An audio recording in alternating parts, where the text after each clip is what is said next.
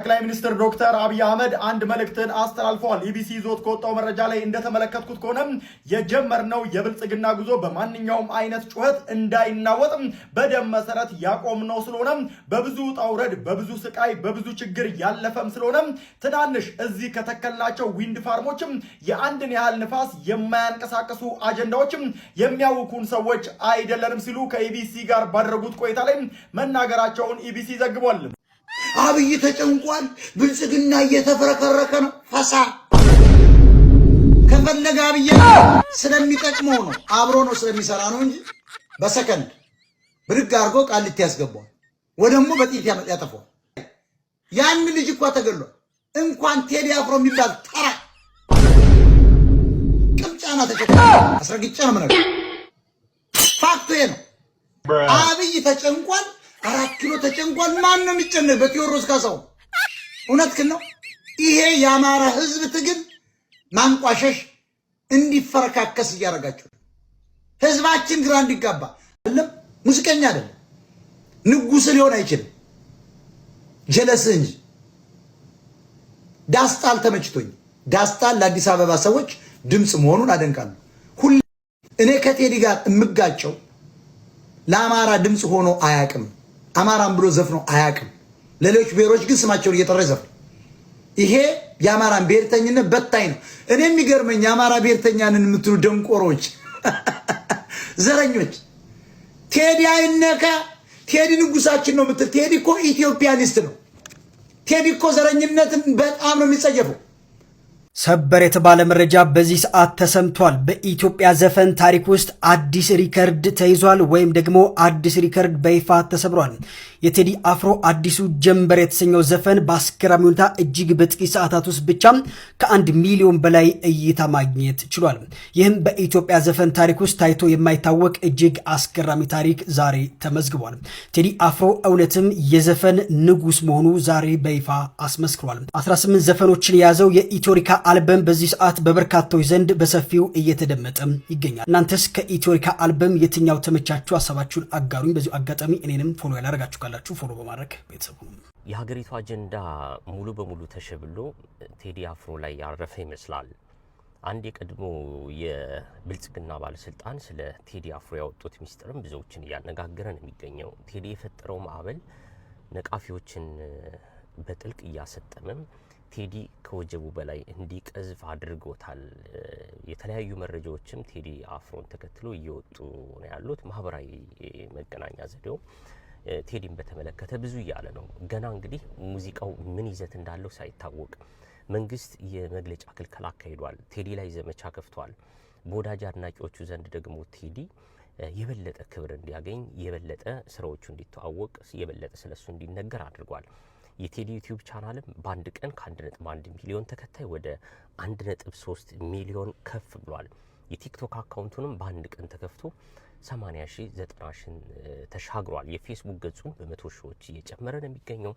ስለዚህ ቴዲ የበለጠ እያተረፈ እንጂ እየከሰረ አይደለም የሚሉት የበዙት ናቸው።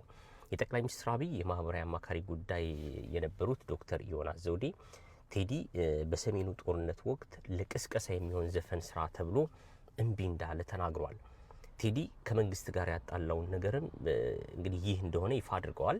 ቴዲ የመንግስት በትር ለማድረግ የእርስ በርስ ጦርነትን እንዲደግፍ ከባድ ፈተና በ2013 ዓ.ም ተጋርጦበትም ነበር። ቴዲ ግን በተቃራኒው የእርስ በርስ መፈራረጅና ጥላቻን ነቅፏል፣ አልሰራምም ብሏል። በመንግስት በኩል የቴዲ ጥፋት አንድነትን፣ ሰላምን፣ የኢትዮጵያን ታላቅነት መስበኩና ለሄደ ለመጣው አለማጎብደዱ እንደሆነ ብዙ ይባልለታል። ይህን የተመለከተው ህዝብ ግን ቴዲ ዘፈን በለቀቀ ቁጥር የበለጠ የወደደው አጀንዳ ያደረገው ከ1992 እስከ አሁን 26 ዓመታት አካባቢ ዘልቋል። የ49 ዓመቱ ቴዲ አፍሮ የመጨረሻ አልበሙን በቅንብር፣ በግጥም፣ በዜማ ጥራቱ በተሻለ መንገድ የሰራው ስራው ነው። እንግዲህ ነገ የፊታችን ሐሙስ ከቀኑ 8 ሰዓት 8ኛው ቀን 8ኛው ወር ላይ ይለቀቃል። የዘፈኑን መለቀቅ ተከትሎ በኢትዮጵያ ኢንተርኔት ጉልበትን መቀነስ እስከ ማጥፋት የደረሰ እርምጃ መንግስት ሊወስድ ይችላል እያሉ ነው ብዙዎች። ስጋት አድሮባቸዋል። በአድናቂዎቹም እየተነሳ ያለው ይሄ ነው። ታዋቂው የጥበብ ሰው አብርሃም ወልዴ እንዲህ ብሏል። ቴዲ አልበም ባወጣ ቁጥር የሚፈጠረው ግርግር ቴዲ ማዕበል ፈጣሪ ታላቅ የጥበብ ሰው ሲል ገልጾታል። አንዳንዶች ደግሞ ቴዲ ራሱን የቻለ አማት ባህል፣ ቴዲ ራሱን የቻለ ትርክት፣ ራሱን የቻለ ባህል፣ ራሱን የቻለ ሀገራዊ እሴት እያሉ ቴዲ አፍሮን እየገለጹት ነው። የቴዲ አፍሮ አድናቂዎቹ ነገ ስራውን በጉጉት እየጠበቁ ነው። ምን ይፈጠር ይሆን? ሁሉም በጉጉት እየጠበቁ ያለ እውነት ነው። መልካም ጊዜ ነው። ቴዲ አፍሮ እኔ የአልጋ የኬሻ በጠረባ የምከፍለው አጥቼ ማለት ነው ስቴዲየም ዙሪያ በረንዳ ላይ ሳደር ከጎኔ ነበር እንዴ? እነዚህ ልጆችን ትምህርት ማስመዘግብበት አጥቼ የምበለው የምጠጣው አጥቼ ማለት ነው በቃ ጎዳና ለጎዳና እንደዛ ስር መሰመስ አጠገቤ ነበረን። መንጃ ፈቃድ አልፎብኝ ማሳደሻ ገንዘብ አጥቼ የምከፍለው አጥቼ ማለት ነው። ያኔ ቴዲ አፍሮ ከጎኔ ነበረን። ዛሬ ቴዲ አፍሮ እናቴ ታማብኝ አይኗ ኦፕራሲዮን ሲደረግ ከጎኔ ነበረን። ሀያቴ ሲሞት አጎቴ ሲሞት ከጎኔ ነበረን። እንደዛ መከራዬን አለቼ በጫት ሱስ በቃ ነገር ስራው በቃ ህይወቴ ተመሰጋቅሎብኝ በቃ ጫት ህይወቴን ያስረሳኛል ብዬ እንደዛ ስቅም ምን ስል በቃ ከጎኔ ነበረ እንደ ቴዲ አፍሮ ምትል ቴዲ አፍሮ የራሱን ታሪክ ሰርቷል። የራሱን ቤተሰብ ቆንጆ አድርጎ እያስተዳደረ ነው። ያገኘውም ክብር ሊያንሰው ይችላል፣ እንደው ያንሰዋል፣ በቃ ሊገባው ይችላል ያገኛቸው ክብሮች ማለት። ለኔ ግን እችን ያህል ቫልዩ የለውም ቴዲ አፍሮ። እስከ ዛሬም ተሳስቼ በሱ በሚለው መንገዶች እስቲ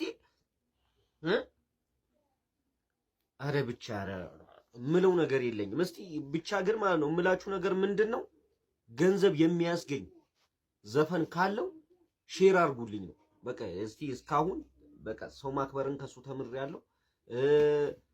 ፒን ያደረኩትን ቪዲዮም አይታችሁታል። ከሌላው ሃይማኖት ጋር ተከባብሮ የመኖሩንም ምኑንም መንገዱንም ከሱ ብዙ ተምሬያለሁ። ሰው ማክበር፣ ይቅርታ ማለትን ማፍቀር። በተረፈ ግን ከዚህ በኋላ እኔ ቴዲን አፍሮን የምሰማበት ምንም አቅም የለኝም። በቃ ምን ልበላችሁ። ከሊፋ ጃቢኒ ላይክ ሼር ፎሎ ማድረግ እንደረሰው ለምን ግራሚ መብላት እንዳለበት ልንገርህ። ለምሳሌ ሰው እንዴት ከ6 አልበም 6 ከ6 እንዴት ታመጣለህ?